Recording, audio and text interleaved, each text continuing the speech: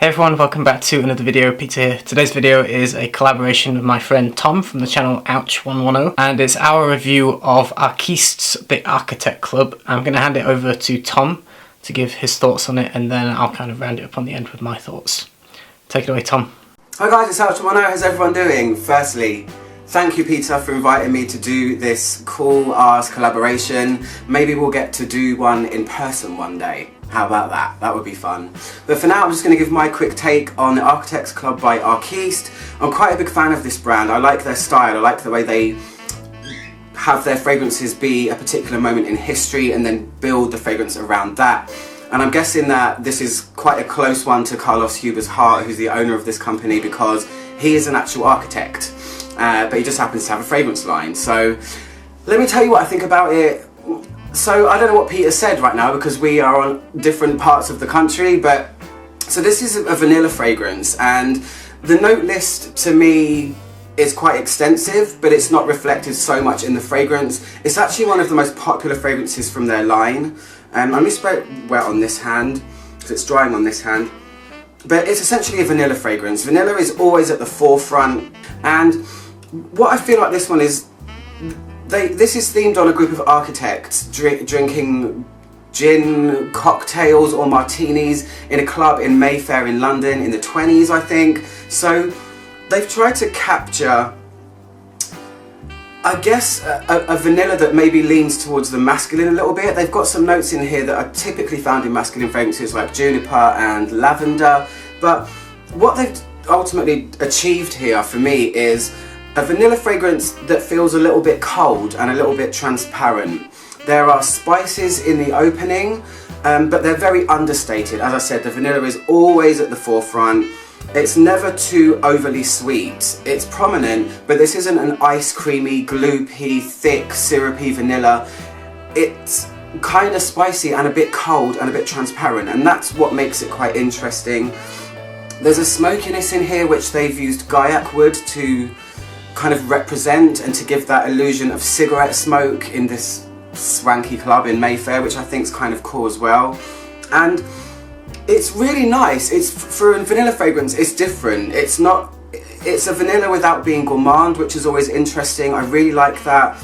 And the development of it is quite interesting as well. There's woodiness in here, there's this illusion of leather because they're supposed to be sitting in these high-backed leather chairs. It's a woody fragrance as well, so it's a mixture of woods and vanilla, which also represent the wood panelled walls that are in this club. And it does conjure an image, but I do have one, I guess you could call it negative thing to say, and that is I'm not sure where the vanilla comes in, because it's essentially an abundance of vanilla in this fragrance. I think if they just took the vanilla out and left the smoke and the spices and the wood and the leather, it would have been more representative of a club in the 1920s. So the vanilla thing baffles me. Maybe I've missed something, I'm not sure. Maybe Peter can elaborate on that a little bit more, but for now, it's ultimately a lightly spiced woody vanilla fragrance that feels a bit cold and a bit transparent, and that is my 2 pennies worth. So thanks once again Peter for inviting me. I hope to meet you someday, but you know, we stay in touch all the time anyway, so thanks very much. See you guys soon. Goodbye. I'm sure all of you know who Tom is, but if you don't, go check out his channel. He's really cool, very genuine guy. He really has a massive range of content, from women's perfumes to men's to like unusual oils, and he's more into as well kind of more obscure indie kind of brands that really nobody else talks about, so definitely check him out. For my impression of this is a little bit different to Tom. So I think Tom does a really good job of giving the feeling and expression in, you know, in a painting way where he describes it really well, and more of an emotional response to the fragrance, and I think that paints a better picture than what I'm going to do. So for me, I kind of recognise it more as, well, when you recognise certain materials, it kind of stumps your enjoyment of it. For this, I smell a lot of vanillin, synthetic vanillas, specific synthetic called vanillin, and a heavy dose of vanillin. So for me, it's not one that I enjoyed just because all I can smell is vanillin rather than enjoying the fragrance. but you get a little bit of citrus in the opening, and the kind of, I guess, a little bit of an interesting twist is the Gaiac wood, which Tom smells as well, and that gives it a little bit more of a woodier base and just a hint of a smokiness, but it's a very subtle element. Really, the whole thing for me was vanillin. So you get this lovely sweet vanilla. I mean, vanillin smells great. It's, you know, if you like vanilla, most of the time in perfume they use vanillin, so I'm sure you would probably like this.